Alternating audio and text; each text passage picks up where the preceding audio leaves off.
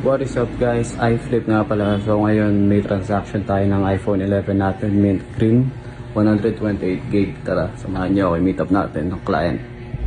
So ayan, pupunta na tayo SM North para i-meet si client. Pensya na sir, late lang. Ano po yung unit? Check ko na lang muna. Okay po. Okay lang po ba naka-video po ako? Ha? Okay lang po ba naka-video po ako? Or ano lang po, vlog lang. So ayan, sa clip na yan, wala yung audio natin. Pero chine-check na ni sir yung unit.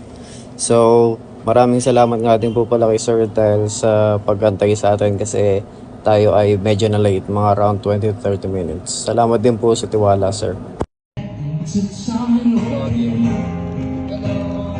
Dami ng kita.